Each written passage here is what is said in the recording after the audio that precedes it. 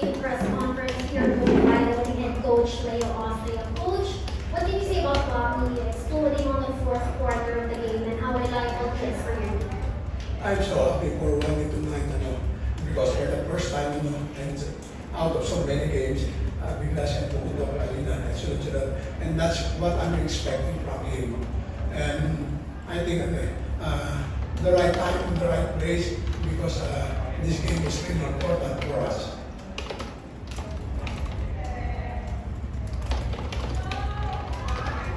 We are now opening the floor if the media has any questions.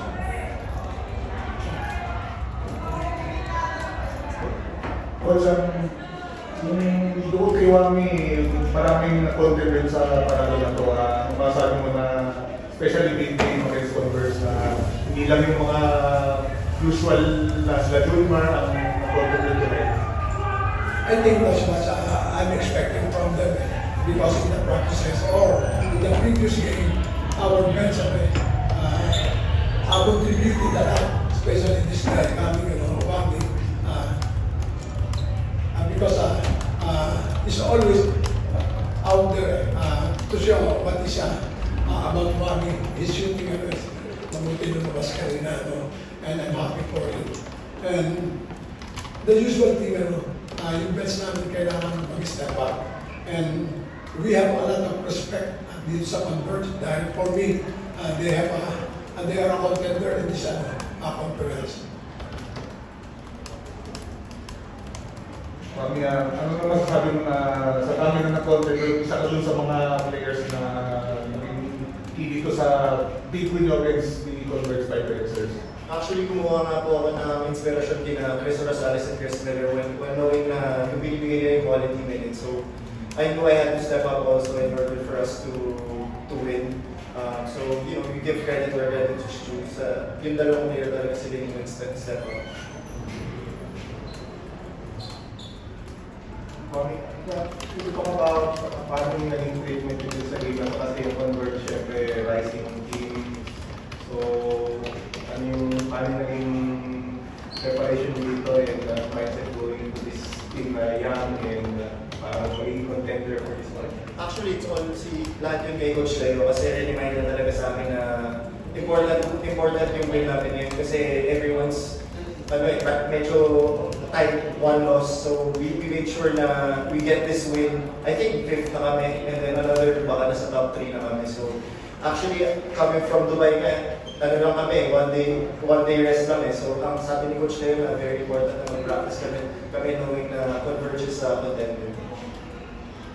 Coach, sa mga boses mo at paano ka nagpapag-coach with this game na with your voice na after suffering a lot of unforgettable experience sa Dubai because I was not able to get out of the hotel because of my LBM and then came back to the Philippines and after 2 days siguro mababa yung resistance ko. Ito naman, nagkaroon ng magandang boses nasa pamasin ko. But I have to do my job and every day I was in the practice.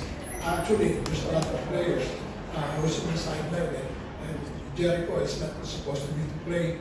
He was just cleared this morning by the doctor that he can play, although he's not practicing 1 week before to Dubai, but he wants to play because he wants to help the team. And that's what I like from him.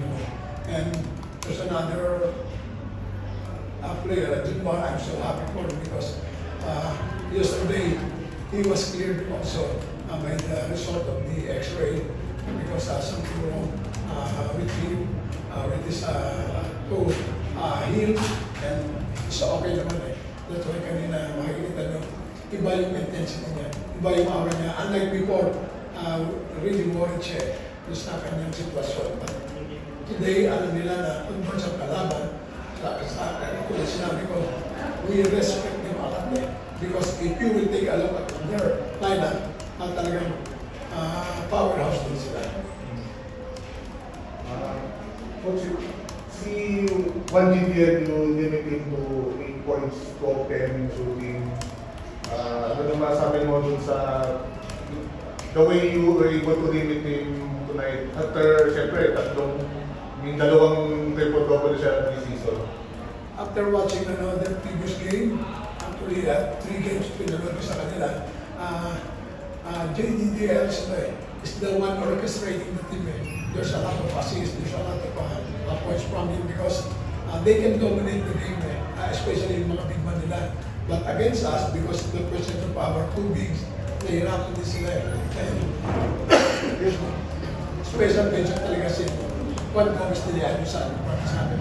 He will be the one to orchestrate the team. That's why we have to control him. Wami, ano on that, yung effort naman to defend what we did today?